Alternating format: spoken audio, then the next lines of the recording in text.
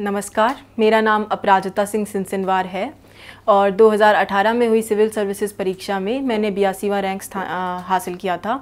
और आज आप सबके समक्ष मैं अपनी इंटरव्यू की स्ट्रैटेजी डिस्कस करने आई हूँ। और सबसे पहले मैं आपको बताना चाहती हूँ कि इंटरव्यू के अंदर मैंने 201 अंक प्राप्त किए थे और उसी के ऊपर आज हम कुछ बेसिक बातें डिस्कस करते हैं और कुछ मिथ्स हैं वो भी डिस्कस करते हैं।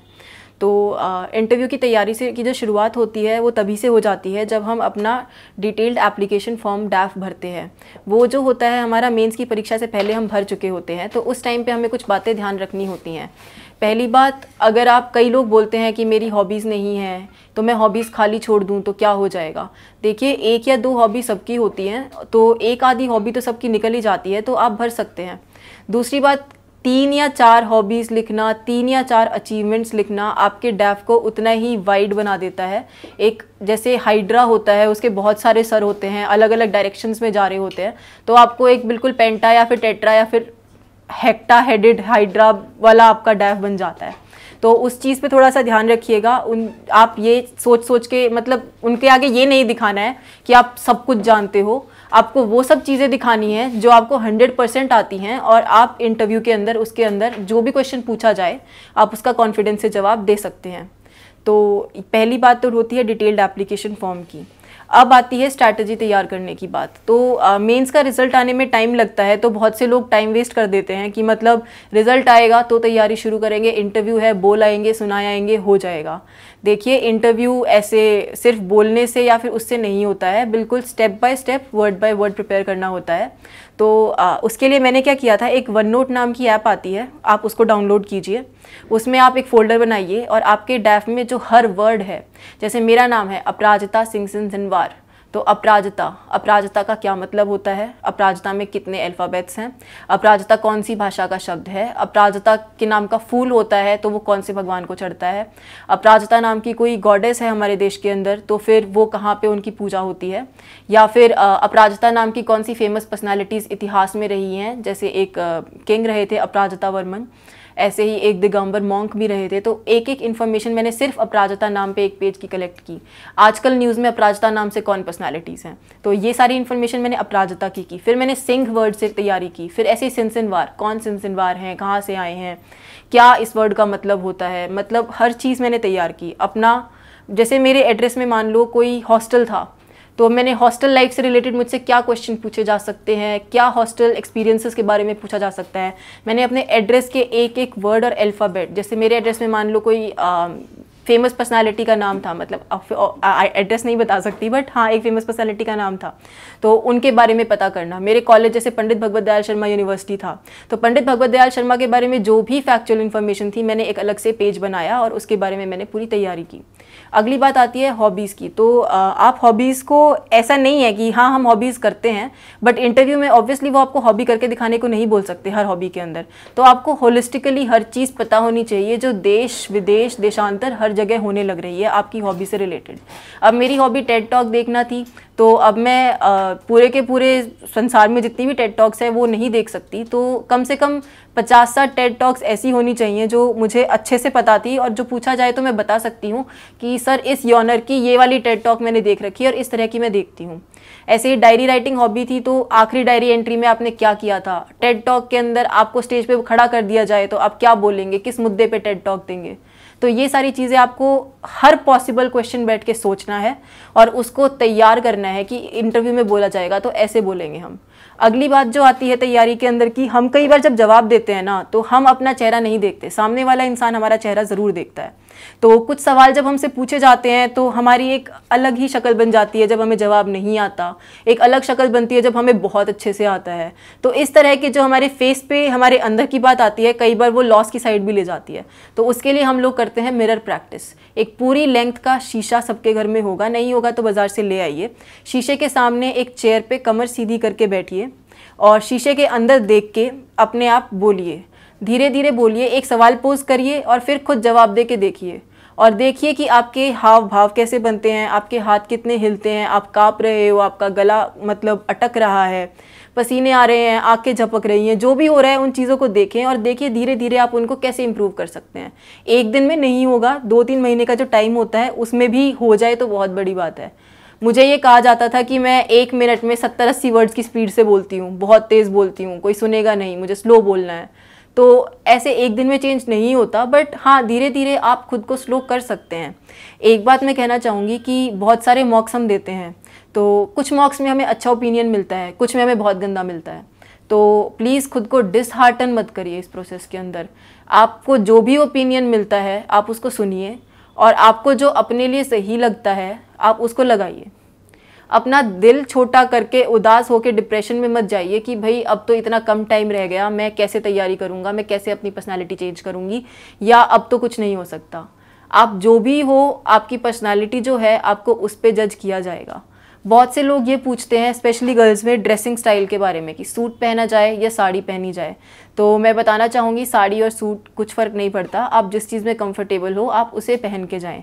बस थोड़े से डिसेंट कपड़े, नॉन ब्राइट कलर्स वाले कपड़े होने चाहिए जो ऑफिस वेयर ड्रेसेस होती हैं। कई लोग पूछते हैं बाल बांधने चाहिए या बाल खुले छोड़ने चाहिए या मेकअप कितना करना चाहिए, इस तरह के भी कई लोगों के मन में सवाल आते हैं।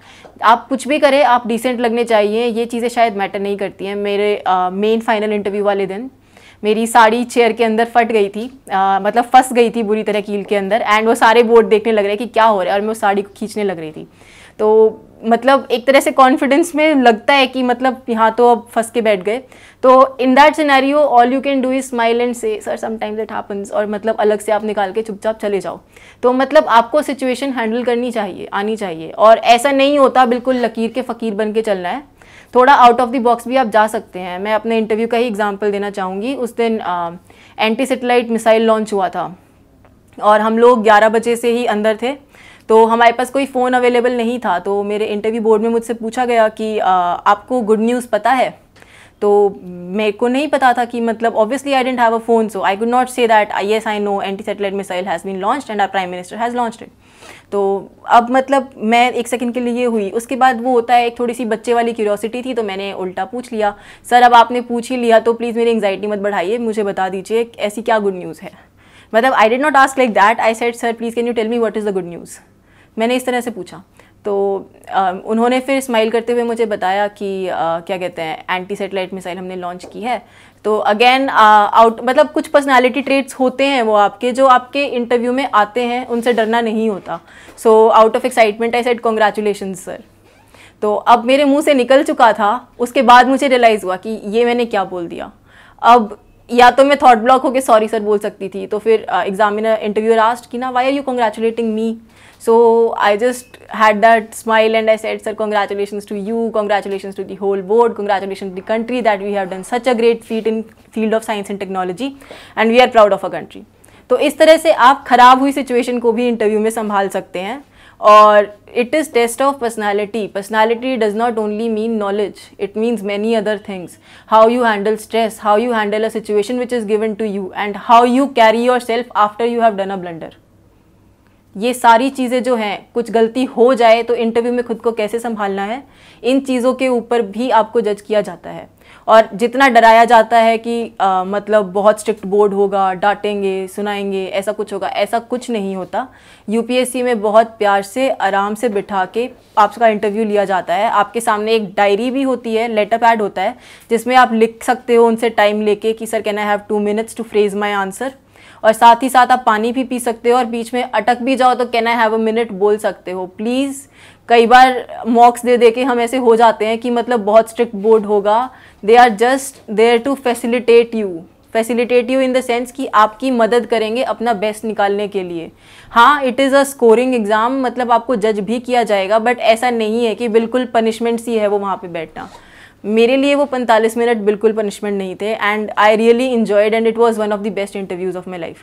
तो और साथ ही साथ एक बात ध्यान रखिए, कई लोग बताते हैं कि कोई पर्टिकुलर बोर्ड मार्क्स नहीं देता, कोई बोर्ड ऐसे जज करता है। प्लीज़ ऐसे प्री कंसीव्ड नोशंस को मत लेके जाइए साथ।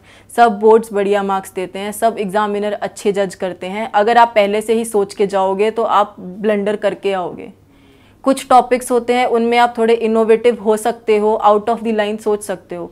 मैंने बहुत जगह बहुत सारे इनोवेटिव एग्जांपल्स यूज़ किए, and I think this worked out for me in interview.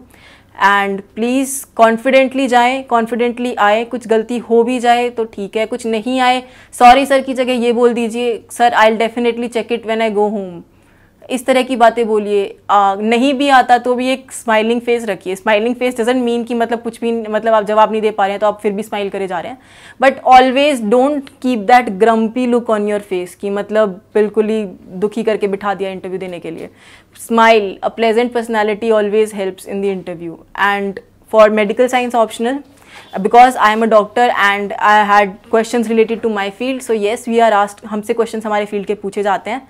और एक जो फेमस क्वेश्चन है कि डॉक्टर बनने के बाद आप IAS क्यों बनना चाहते हो, प्लीज़ वो सबसे पूछा जाता है। Thankfully by chance I was lucky, मुझसे मतलब नॉट लकी बट हाँ मुझसे नहीं पूछा गया, तो उसका आंसर प्लीज़ अच्छे से प्रिपेयर करिएगा। डोंट गिव एल्ट्रुइस्टिक आंसर्स और super emotional answers which don't look realistic after a point.